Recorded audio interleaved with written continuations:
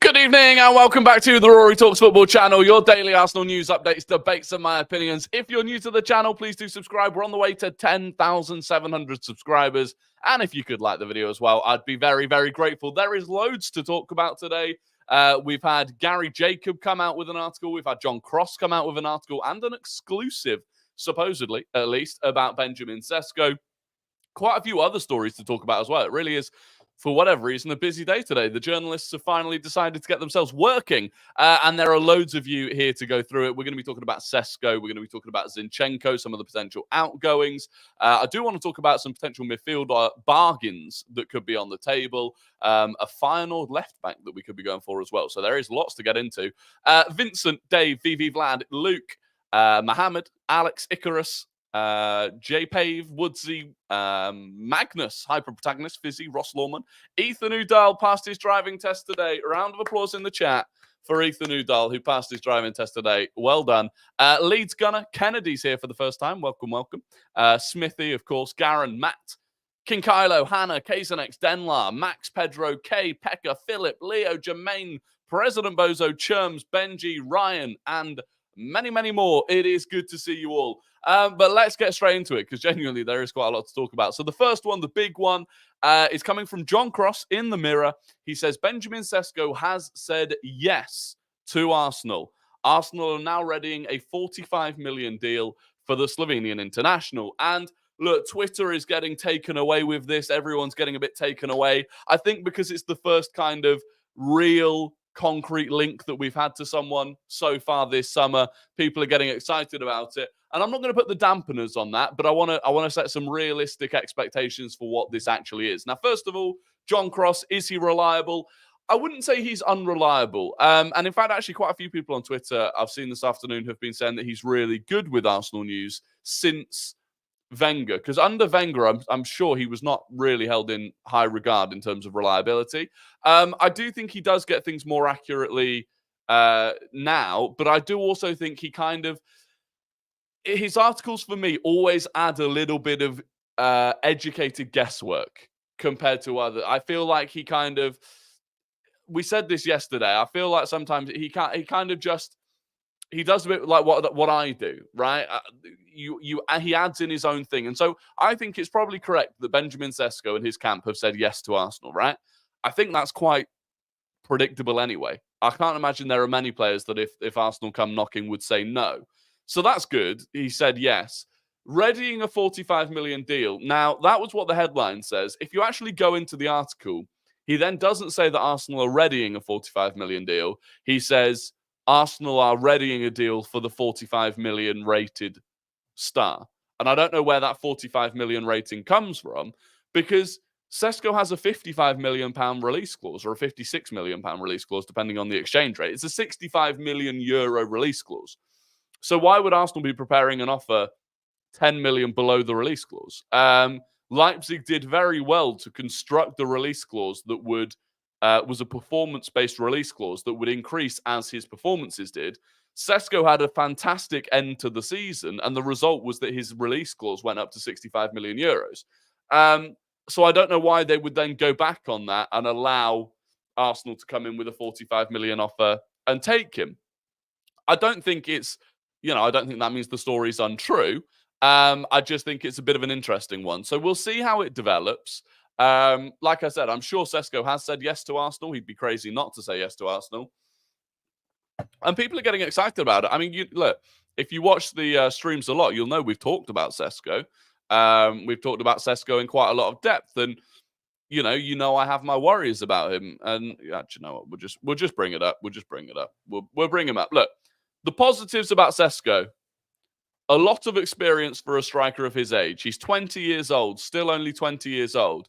He actually turns, do you know what? He's actually 21 tomorrow. Happy birthday, Benjamin Sesko, for tomorrow. If you're watching, I hope you have a fantastic day. So he's 21 in reality.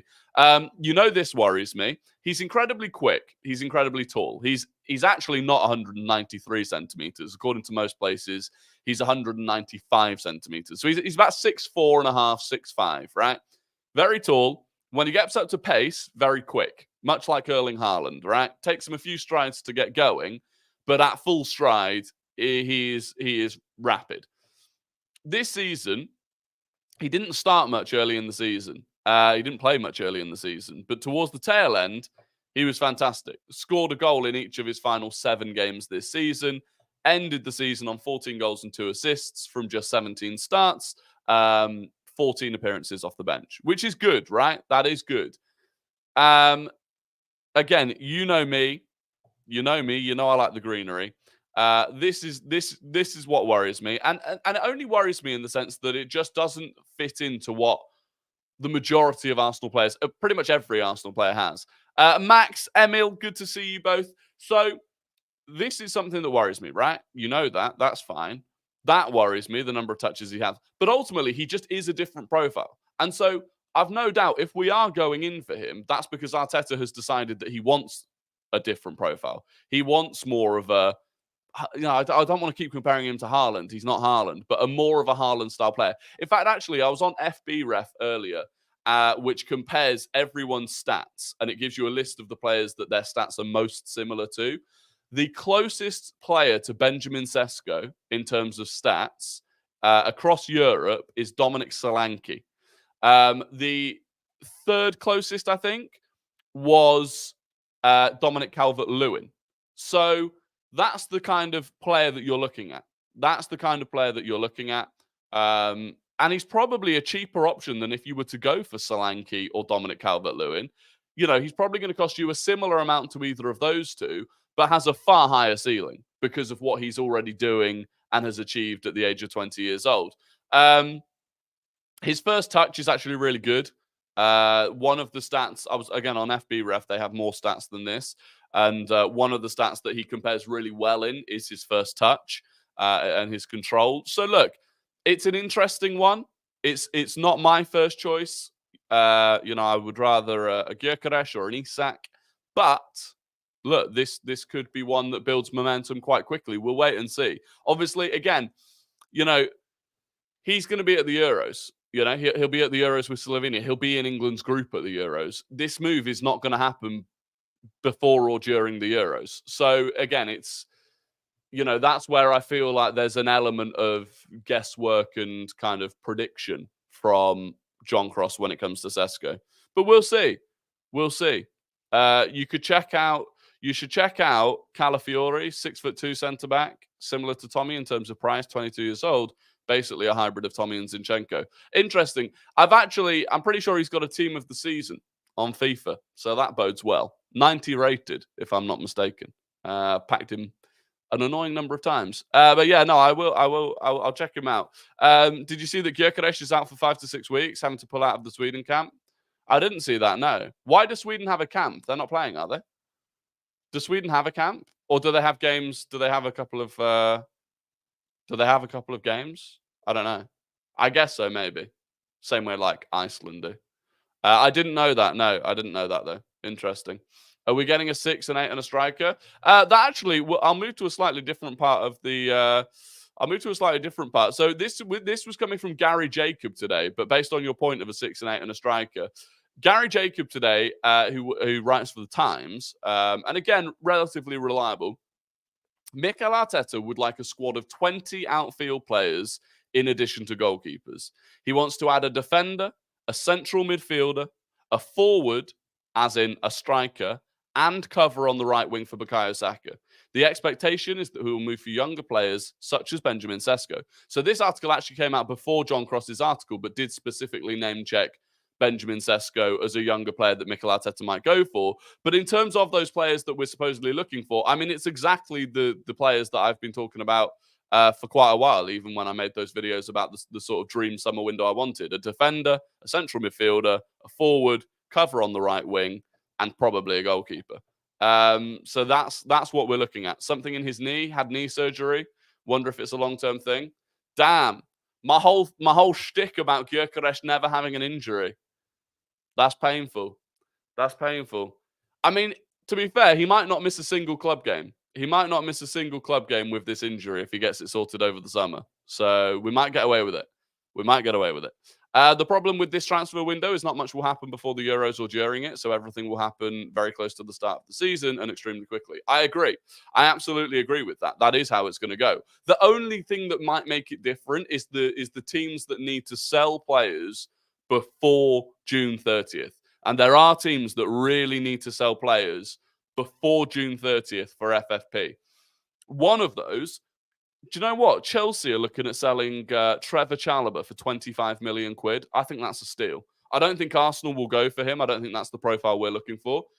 But Trevor Chalobah for 25 million is an example of how there might be bargains there before the Euros because of that June 30th deadline for FFP.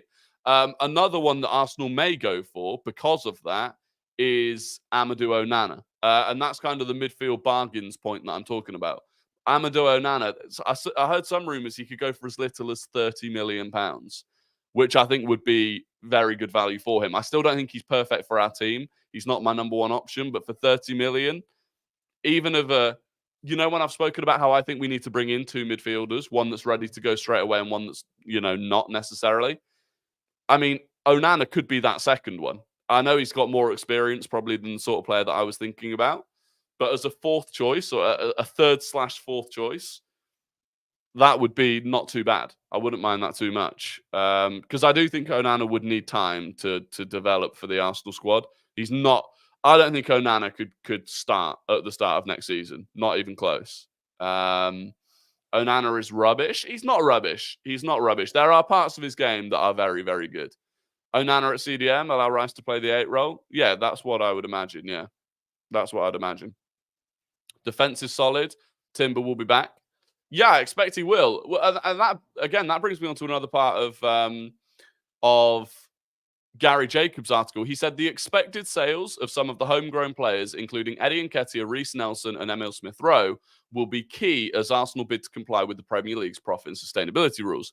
But he said before that, Arsenal want to recoup a significant sum this summer.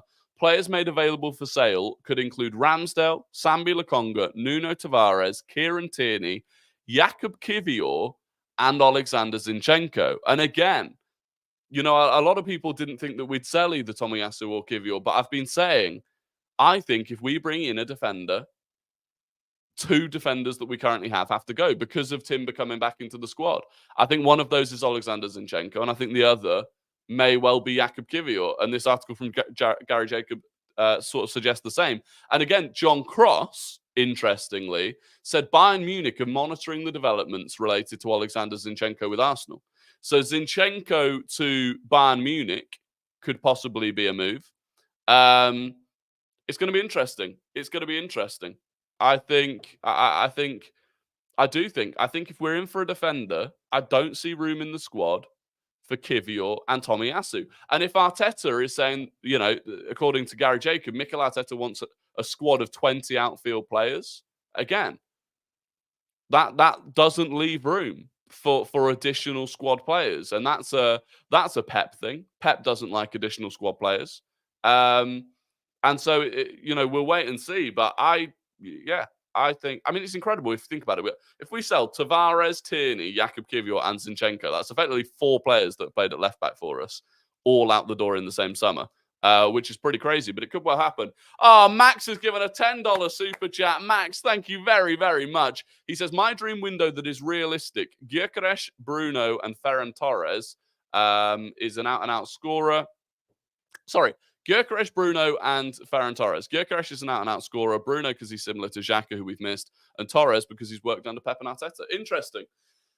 Ferran Torres is one I've not really considered. I don't know how he's been getting along. I can't even think of the last time I saw Ferran Torres play, in all honesty. So that's an interesting one.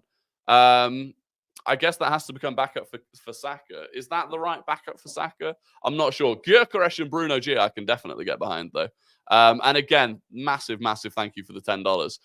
Wilsey said, take a second to like the video. Yes, please. Go on. 100 likes. 100 likes. We've been smashing it. The last few streams, every time I end the stream, we're on over 100 likes. It's sensational.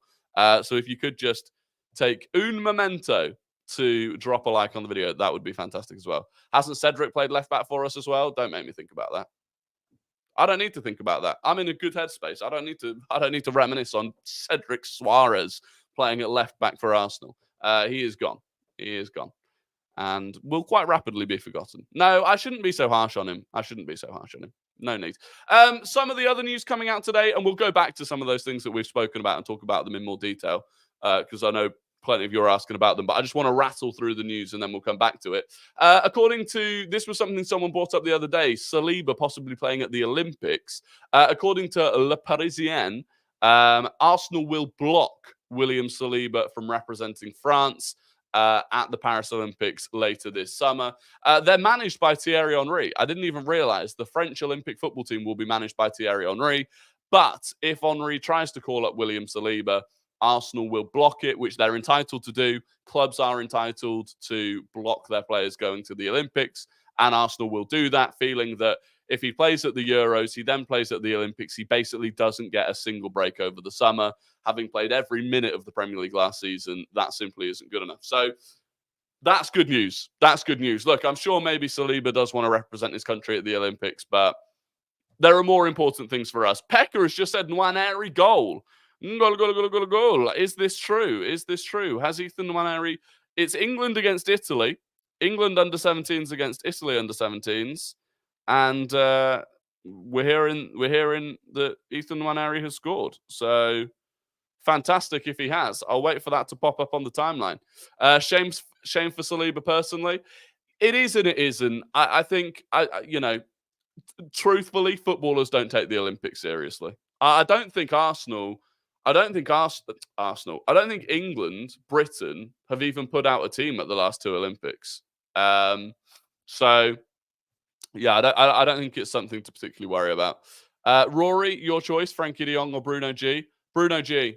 And one thing that came out today, interestingly, I haven't written it down, so I can't quote it word for word, but apparently Hansi Flick, who's just joined Barcelona as their manager, the three players that Hansi Flick considers fundamental to that squad are Ronald Araujo, Pedri, and Frankie de Jong.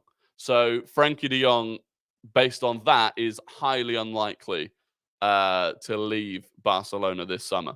So we'll see how that goes. I'm waiting for a clip of that goal to pop up. I'm waiting for a clip of the Nwaneri goal to pop up. We'll wait and see. He has to get a lot of minutes next season. What? Saliba or Nwaneri? Nwaneri will get minutes next season. He will get minutes next season. One other thing I wanted to speak about, this came from Mike McGrath today. Arsenal target Feyenoord left back Quilindici. If there's anyone Dutch in the chat, please correct me. Quilindici Hartman. I don't know if it's Quilindici or Quilindici. Hartman. He reveals Chelsea were also interested. Another $10 super chat from Max. Max. Thank you so much. Torres, because he's multiple-footed. Two-footed, can play left wing, right wing, striker, can overlap, cut inside. And we know Arteta likes his versatility. He's got 16 goals and assists and 12 goals and assists last season and on low wages. Yeah, it's maybe one to look at, actually. Maybe one to look at. I haven't, it's just someone I've not even considered. How old is he? How old's Ferran Torres? Not sure. But Quilindici Hartman, I don't know where this link is coming from. He's 22 years old. Ferran Torres is 23. Yeah, that's not bad. That's not bad. Quilindici Hartman, I'll be honest, I know very little about him. He's currently out with an ACL. He's 22 years old. He's out until probably next year with an ACL injury that he got in March. His estimated return is January from an ACL injury he got in March, right? That's bad enough. I know Timber's obviously done his ACL. That was unfortunate. We'd already bought him. So I'd already be worried about buying a 22-year-old that's done their ACL, right? Then you find out, then you go look at his injury history. February 2021, ACL. He did his ACL in February 2021. It kept him out for 374 days. 9th of February 2021, ACL injury. He returned 18th of February 2022. Over a year later. Now, he may be brilliant. 2 ACL injuries at the age of 22? No, thank you. No, thank you. It's just not worth the risk. Simply not worth the risk. Is Sesko clinical? Yeah, Sesko is clinical, yeah. He is clinical. He's one of those players, he just finds ways. If you look at his goal compilation, Sesko finds ways of scoring goals. He finds ways of scoring goals. Yeah, I'm still trying to find this bloody Nwaneri goal. Why hasn't someone shared it yet? I want to yeah, basically. We're lagging. Here we go. Here comes Virgin. Here comes Virgin. Here we bloody go. 2 ACL injuries is an automatic disqualification from our signing options. It should be, yeah. It should be. Here comes Virgin. Here comes Virgin. Unbelievable. Oh, I'm looking at Nwaneri's goal now. Left foot banger. Oh. Left foot banger. Cuts inside. Left foot, top corner. You love to see it. You love to see it. I'm sorry for the lag. Seriously, Virgin are pissing me off. It's like, it's happening way more now than it used to. I swear to God. It's happening way more now than it used to. I don't get it. Jakob Kiel being able to sell, in my opinion. It's closest we have in terms of speed and pace for cover for Saliba. Yeah, but I don't, because he's loaded. I just don't know if Arteta would see it that way. I'm not sure. Is Nwaneri left-footed? Yeah, I think so. I'm pretty sure Nwaneri's left-footed. The way he cuts in on his left is fantastic. Will Havertz be the first choice striker next season? I believe so. I think we'll start next season with Havertz as the number one. No matter who we bring in, I think next season start, but at the very least we start with Havertz as the first choice striker. All talk internet seems better than Legends. It probably is. It probably is. Would you rather sell Kivior or Tomiyasu? It's a tough one. It's a tough one. I think overall for the squad, Tomiyasu's better because he's more versatile. But equally, he's got his injury issues, which Kivior doesn't. So it is a tough one. It is a tough one. Did you see Martinobli's goals yesterday? I did, yeah. I did. I mean, the keeper had a bit of a stinker for the goal that he scored from outside the box, but it is what it is. Another $10 from Max. Thank you so much, Max. He says, I would like to add Hato to my dream signatures. Gyökeres, I think we could get for 80 million. Bruno the same. Hato 30. Torres 40. We have 200 mil to spend with selling as well. I think we could afford it. I think we could afford that. I think Hato will be more than 30 in fairness. I do think we could afford that. I do think we could. It depends on the sales, but I think we're going to have about 250. I think we're going to have about 250 to spend. So we'll see. Try BT Internet. BT don't service our area. The problem is, weirdly, very few internet providers actually service the area, which is frustrating. We ain't getting Torres or Hato. I wouldn't be so sure about Hato. I mean, Torres, I've got no idea, but I'm not sure why you don't think we'd be able to get Hato.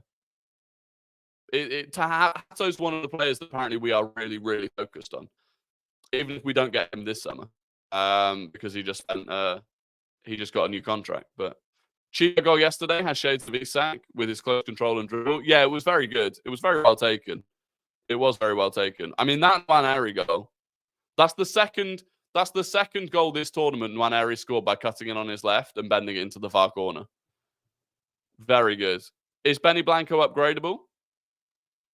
I like that question. Is Benny Blanco upgradable? Yes. I think he is. I think it'd be very difficult. The thing, is he upgradable? For the role that he does, I'm not entirely sure. But if you were to slightly change what that role was, I do think there are better attacking fullbacks than Ben White. Look, he's done really well to improve that part of his game. But I do still think there are right backs that are far more dangerous in an attacking sense, whether that's underlapping or overlapping Bukayo Saka. So in that sense, He's upgradable. However, I can't really think of a right back in world football at the moment that has that attacking element of their game, that has Ben White's defensive capabilities.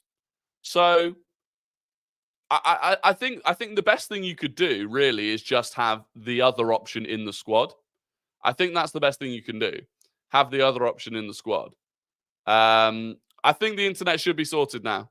I think the internet should be fine now. But I apologize if it was a bit of a rough ride there for a little bit. I can only apologize. I mean, Virgin are just fucking calm down. Frimpong would be amazing. Yeah, Frimpong's that kind of the other extreme. He's more of a wing back. And actually, do you know what? Actually, Frimpong's output, Frimpong's final ball isn't actually that good. He gets into great positions so often, but his final ball isn't actually that good. The internet shit the bed again. Max, please do, Max. It is painful. It is painful. Benny Blanco isn't upgradable for attitude and availability. I agree with that. I do agree with that. What positions can Hato play? Like Timber, anywhere across the back line, really. He's left-footed. I'm pretty sure he's left-footed. But he could play anywhere across the back line. And probably move into midfield if you needed him to. He's that similar sort of player. What's Frimpong's release clause? I think it's about 40 million. I think his release clause is about 40 million, which isn't too bad. It's not too bad. If Sesko is so clinical, would it be so bad to sign him since we have so many players that can create chances for him? No, I agree. I do think that is probably something that Arteta is looking for. We are probably looking to get to at least have an option in the squad that is a clinical striker that we can bring on and provide for. Yeah, 100%. I wouldn't say he's like, Kane level clinical, but he is clinical. Internet should be better, and it went into a PowerPoint presentation. Yeah, I apologize for that. Fizzy, thank you very, very much for the gifted membership. Whoever's just been gifted a membership by Fizzy, please do thank him in the chat. I don't know who that was that got gifted it, but Fizzy, again, thank you very, very much for the support on the channel. Absolute legend.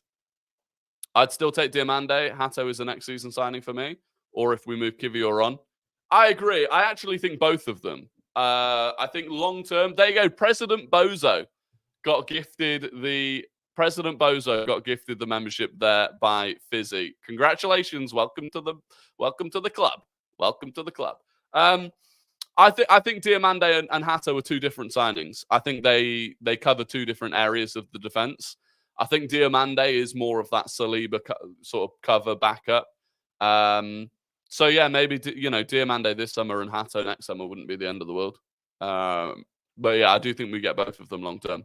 I mean, I don't think we will get both of them long term, but I think that's what I would try and do. I think we already have clinical players in the squad. Arteta just needs to balance the amount of defensive work they're forced to do in order to let them show their attacking. For example, Saka. Yeah, I agree with that. I do think we've got players that could offer a lot more, but then that's part of the whole squad, right? That's the way that Arteta has developed the squad. If Saka does less defensive work, there's far more pressure on Ben White. Do we see the same from Ben White if he's having to defend a lot more? Like, it's one of those. We conceded so few goals this season that you got to take, there's going to be sacrifices if you do that, Is it just me? The stream keeps freezing. No, it's just you. I apologize. It's my internet. It is my internet being utterly shit, and I can only apologize for that. If we sign 4 outfield players and Arteta wants 20, who do you think we sell to get the number down? Well, so this is the thing, right? Even if you take the squad from this season, you'd have to sell, I don't know how many you'd have to sell, 3 of the main squad from this season, maybe 4. So you'd have to be selling, I think, Zinchenko, Kivior, Eddie, and one of Smith Rowe or Fabio Vieira. I think those 4 go. It's going again. I'm sorry. Thoughts on Hincapie and Schlotterbeck? I like them both, actually. I like them both. I'm a big fan of Schlotterbeck.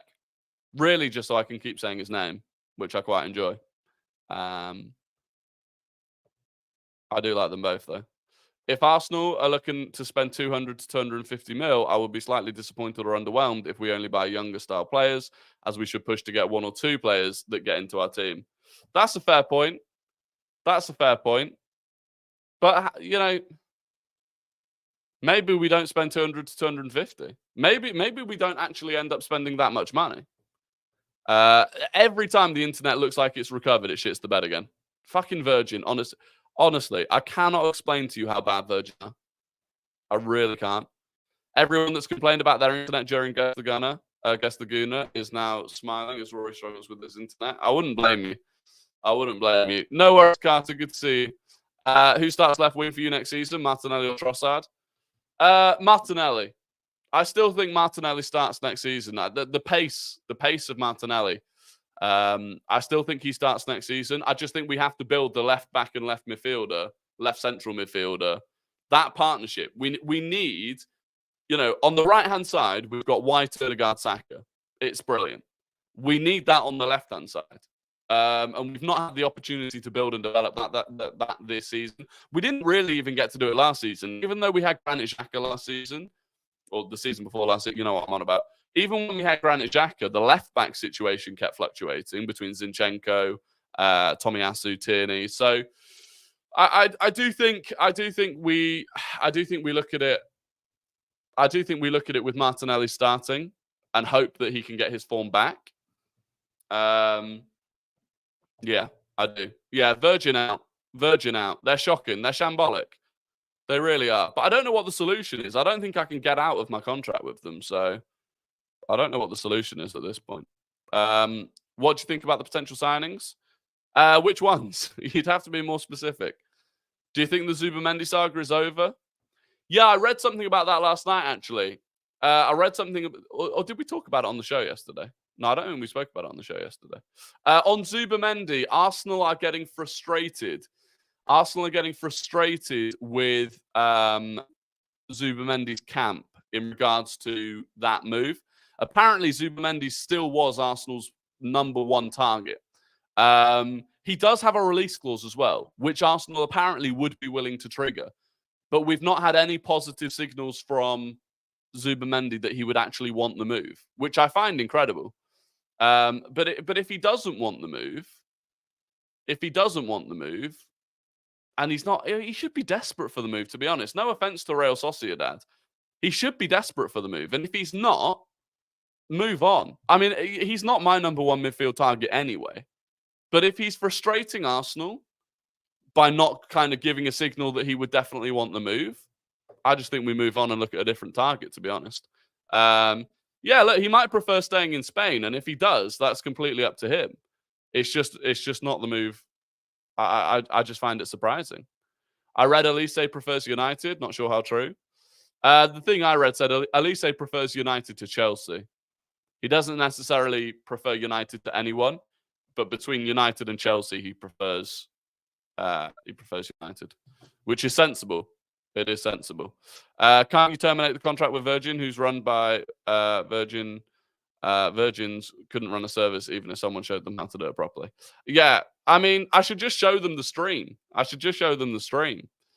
Zubimendi has rejected us. Deal off. It's not fully off. He's not fully rejected us, but it's on the way to being off. Yeah.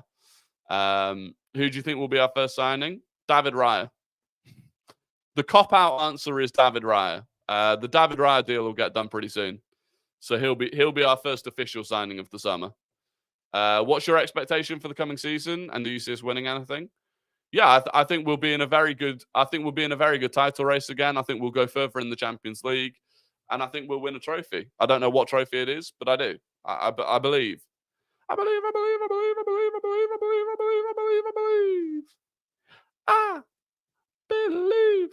Zubimendi's crap anyways, mid-player. I wouldn't say he's crap, but I don't think he's good enough. I said before, I don't think he's good enough to be Declan Rice's partner long-term. I don't think that is the elite level partner that we bring in for him. Fucking every time it looks like the internet's recovered, it dies again. Fuck off. So annoying. Every single time. I'm like, oh, finally it's recovered. And then it comes up again. So annoying.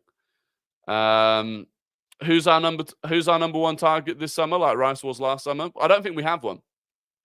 I think that's the difference this summer. This summer, I don't think we have a number one big target. And I think that is frustrating some people. I've seen some comments and stuff. I think people are getting annoyed at the fact that we haven't got this like big target that we're definitely going to go for this summer. I don't mind it too much. But yeah, I don't think we really have one. Get Fofana from Monaco. So that's the other one. You know how I spoke about Onana being a potential bargain option? I think Fofana from Monaco is another potential bargain option. I think they're the two. And again, for me, if you brought in Fofana, again, that wouldn't be the major midfield signing you make this summer. If you brought in Fofana, that would not be the major one that you bring in this summer. But it would be a great additional option as the secondary midfielder that you bring in this summer. I just don't think he's quite good enough to be. Again, I don't think he's the level to be Declan Rice's long-term partner. Ethan Nwaneri on fire.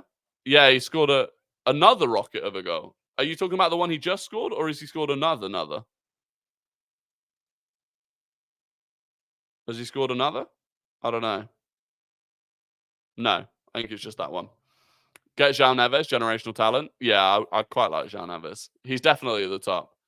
He's definitely at the top of the list. Are we set to lose Cozy Dubry? As it stands, yeah. As it stands, Cozy Dubry will be out of contract this summer and he'll leave. Just come to say hi. Won't be able to watch the stream today. We'll watch the replay. No worries, Small. I appreciate that. And anyone that is watching the replay, apologies if you've somehow made it through that fucking car crash of internet. I appreciate you still being here. And yeah, if you could like it. If we're at 100 likes, you've done your job. If we're not at 100 likes yet, if you're looking right now to see if we're on 100 likes and you see that we're not on 100 likes and you haven't clicked like, just know that that makes me a little bit sad. Just know that. Nothing in it. Just makes me a little bit sad. So, Emilio, good to see you. Anyway, it is time for Guess the Gooner, the game where I give you 5 clues about an ex or current Arsenal player, and you have to guess who that player is in the chat. First person to get it right wins the immense pride and respect of the Rory Talks Football community. So get your fingers on your keyboards because we're starting now. Clue number 1, this player is 36 years old. Clue number 1, this player is 36 years old. Clue number 2, they joined Arsenal from Bastia in 2005. Clue number 2, they joined Arsenal from Bastia in 2005. Clue number 3, they scored 10 goals in 204 games for Arsenal, but never won a trophy with us. Clue number 3, they scored 10 goals in 204 games for Arsenal, but never won a trophy with us. Clue number 4, they made 49 appearances for Cameroon. Clue number 4, they made 49 appearances for Cameroon. And clue number 5, they moved from Arsenal to Barcelona. Clue number 5, they moved from Arsenal to Barcelona. There you go. Who got it first? I've seen some people got it, but who got it first?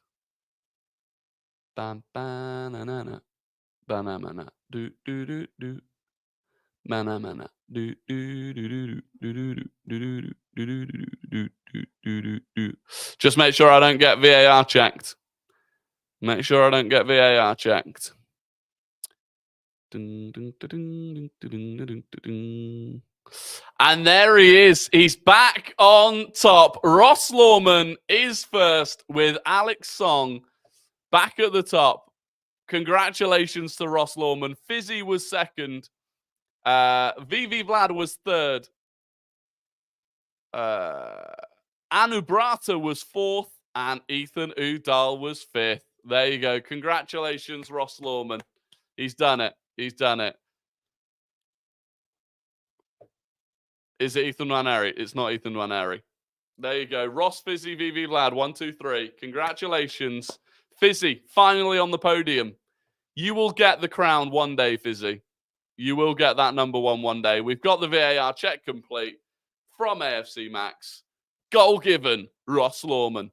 Damn, Song was my very first guest on yesterday's stream. Oh, that's unfortunate. That is unfortunate. That is unfortunate.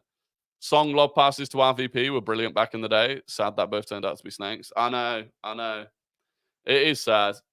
Song's just one of those where it was like that move to Barcelona. He didn't even win much at Barca. I think he won one league title at Barca. That was it. Like, what a waste. What a waste that was. I thought I was first. Check VAR again. You weren't first, unfortunately, Izu. I've had the VAR checks for me. Twitch tonight? I think so. I think we'll be live on Twitch tonight. 90% yes. There's a 10% chance I won't be. But probably. Maybe there should be a big target. A big floor raiser is maybe what Arsenal need to win the league.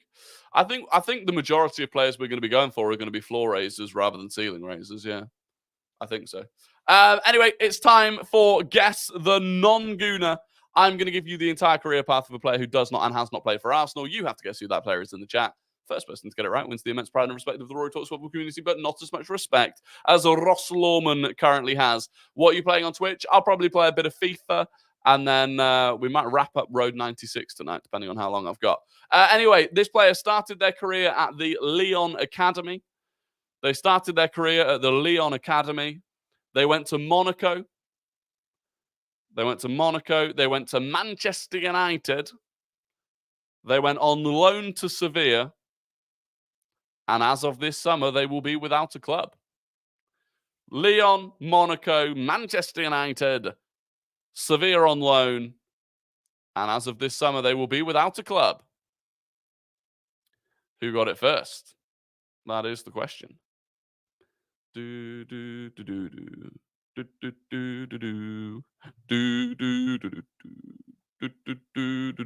Jakob got it first. Anthony Martial was the answer. And Jakob has won it. Ethan Udall was second. 2 top 5s for him tonight. Ryan Henderson was third. Alex Suter was fourth. And Jermaine was fifth. There you go. It was Tony Marshall. Can you make it Sane or Mane soon, please? Maybe, yeah. Actually, but now you've said it, I can't. Now you've said it and I've read it, I can't do that. There you go. Alex Song thinking he was being asked to lift the trophy instead of Abadal, who had just recovered from serious illness, is top cringe. That was an unbelievable moment. See the posts about Alba and what he said, what he had to say on leaving? Yeah, I did. VAR check complete from Max. There we go. Goal given. Goal given to Jakob. Yeah. So Aubameyang basically came out and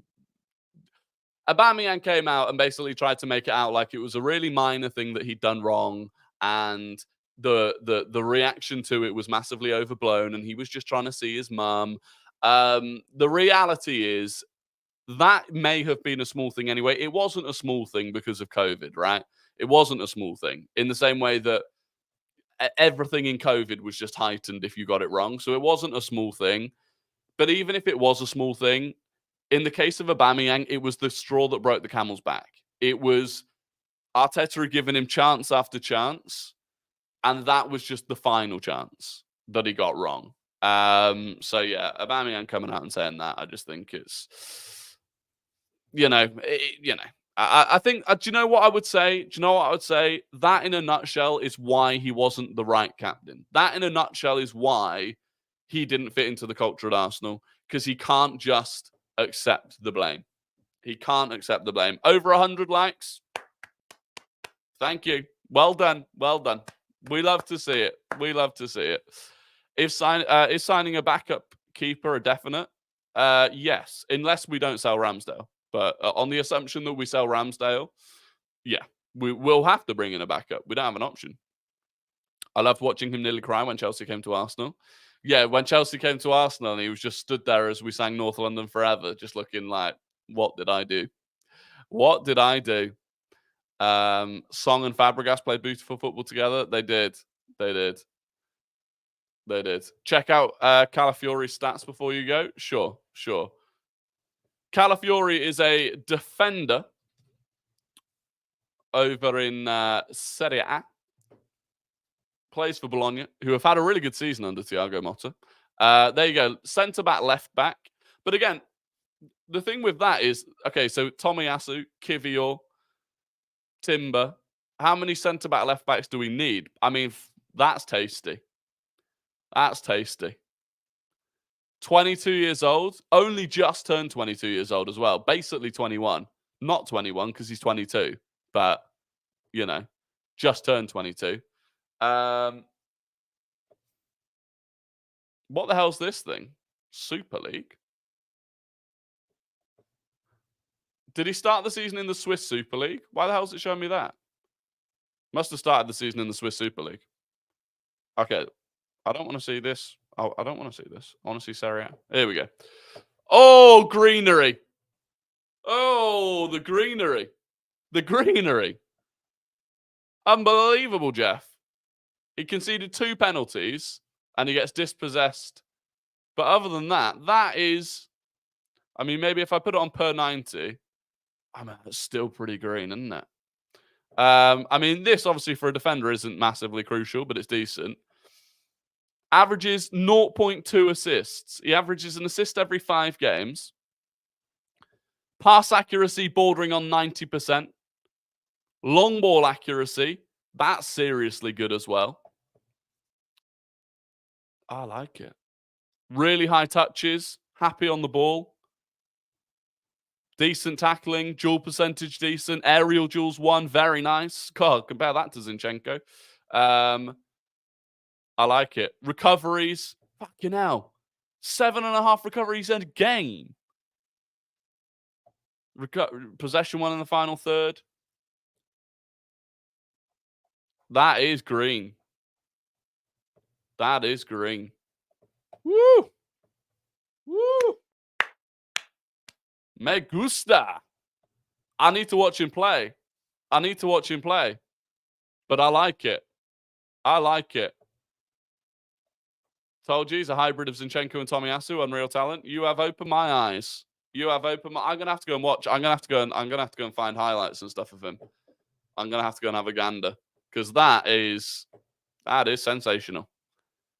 Handsome fella as well. Yeah, he's not bad looking, to be fair. Not bad looking. Carter, that is Carter, they have to be names. You can't just change the spelling into just nonsense. They've got to be actual. The whole point of that is that at least one of the names is an actual name. That is shocking. That is an awful attempt. That might be one of the worst attempts I've seen. I did it, Max. I'll have a look for it. I'll have a look for it. I've not seen it, but I will have a look. Just putting it out there. We win the quad next season. I'll take it. I hope you're right. I hope you're right. I really do. Look, that is going to be the end of the stream. I massively appreciate you all for joining, as always. I apologize for the internet in the middle. For all of you that stuck with it, you are absolute legends. I'll be live on Twitch tonight, pretty sure. Link down in the description for the Twitch. And yeah, I hope you all have a fantastic evening. Like and subscribe on the way out. And I will catch you all tomorrow. Goodbye.